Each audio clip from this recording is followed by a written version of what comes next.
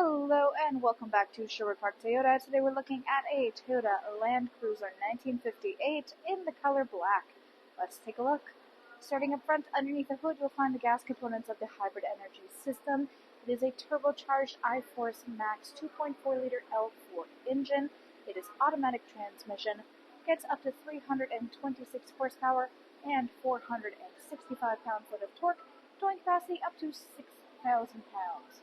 Up front, you've got the round retro-style LED headlights with customary daytime running lights, fog lights down below. If you look across your front bumper, you'll find these little round nodules around here. These guys are the front parking sensors. Over to the side here, we have the dark 18-inch alloy wheels. We've got running boards. Side mirrors include integrated turn signals and blind spot monitoring. If you look at either one of your front handles, you'll find this little dimple. We'll talk about him more on your driver's side. Heading back, all your rear windows come with factory tinting. Approaching the back of the unit, just like up front, backup parking sensors go the whole way across. Left-hand side, you have your Land Cruiser badge. Right-hand side, you have the iForce Max Hybrid badge. And then, if you look on the left-hand corner of the glass, you'll find this little button. Reach and give this guy a press, and then you'll hear and feel that this glass panel has lifted up a bit. Simply reach your hand underneath of the handle, then you can lift this guy up, giving yourself quick and easy access into the rear cargo space back here. It also gives you a little bit of extra wiggle room if you're going for a short drive at low clicks and just need a little bit of extra space in the back here. To close it up, reach up, don't be shy, bring it all the way back down into starting position. Make sure it is latched hard or else this rear space will not open. So if you go to open this and it's not going up, there's a good chance that this hatch is not fully locked in. To open up your rear space here, reach in and press the button and lift upwards. Inside here, you'll find that your second row seating has a 60-40 split. You can see it on the left-hand side here, which allows these two sides to function independently. We'll take a look when we get up front into the second row area at the controls for adjusting the seats. Then across the back here, we have the interior cargo cover that extends out towards yourself. It locks into place on these little hooks on each side and helps to keep private any goods you keep stored underneath it so nobody can look in through your rear windows and see what goods you've got stored. We've got a few things down here right now, including your hitch receiver. You've got your carpeted and your rubber Land Cruiser mats there. And then across the back, you can see something rolled up as well.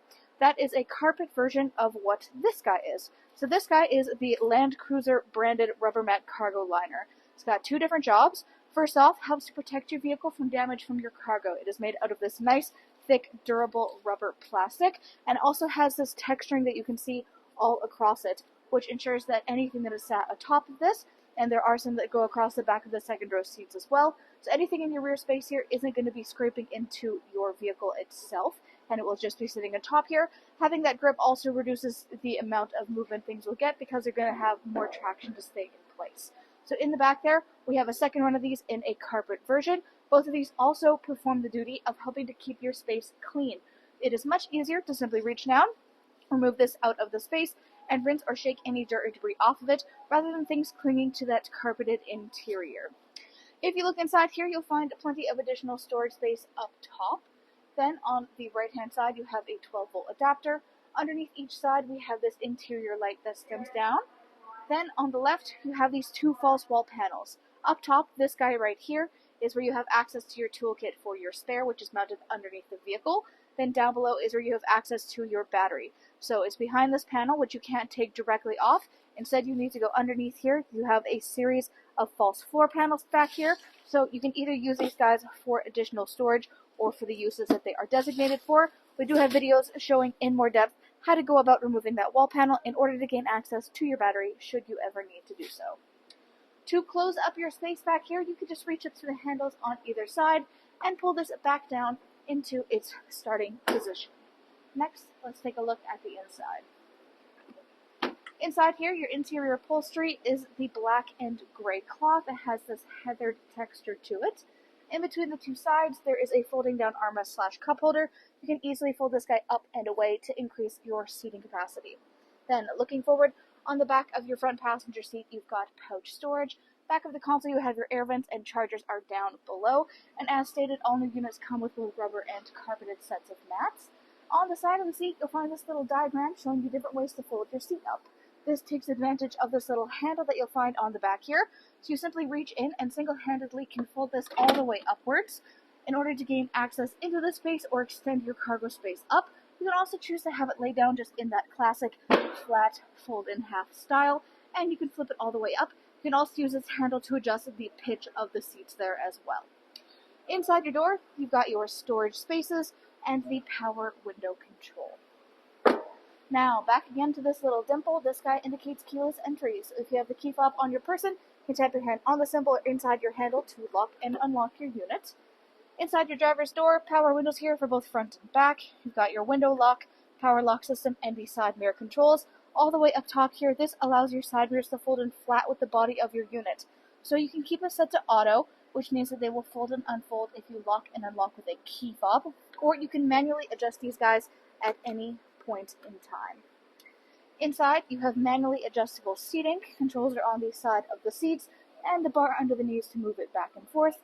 Then, hood release latch on the bottom left-hand corner of your dash. Atop that, you've got controls for your trailer brakes, then your AC 120 volt and your gas release, dash brightness, rear parking sensors, and the automatic headlamps. Hop up here and take a closer look at the steering wheel. So this guy is black leather with black stitching. Left side, controls are for your dash display. Then you've got your hands-free communication and the volume control. Right-hand side, you've got radio controls on the bottom and adaptive cruise control up top, which includes both sonar and lane departure. In the middle here is your infotainment display screen. This is where you go to access much of the information about your daily driving experience. Right now you're looking at the optional navigation, which you can choose to connect through Toyota Connected Services. Under that is your audio listening, AM, FM, and satellite radio.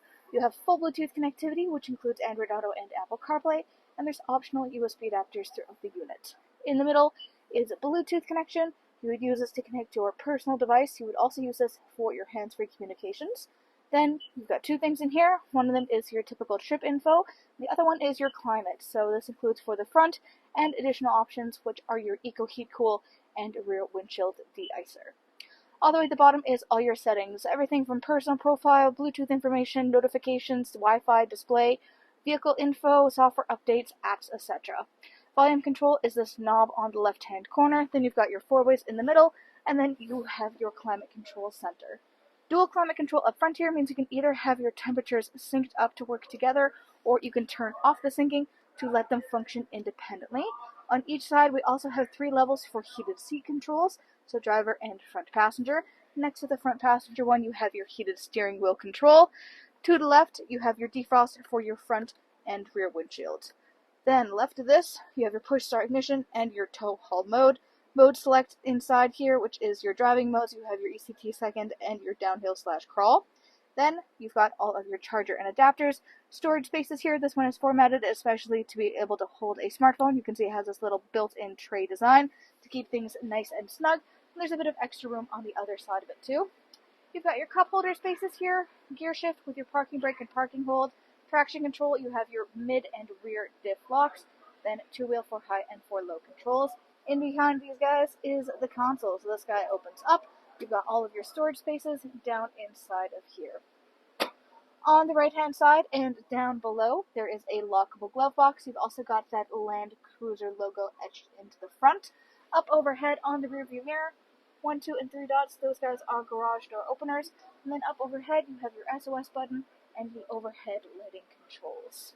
Thanks again, folks, for joining us on this full video tour for this Toyota Land Cruiser 1958 in the color black. It is located here at Sherwood Park Toyota at 31 Automobile Road in Sherwood Park, Alberta, Canada. You can also reach us at 780-306-7703. And remember, life is full of choices. Let us be yours.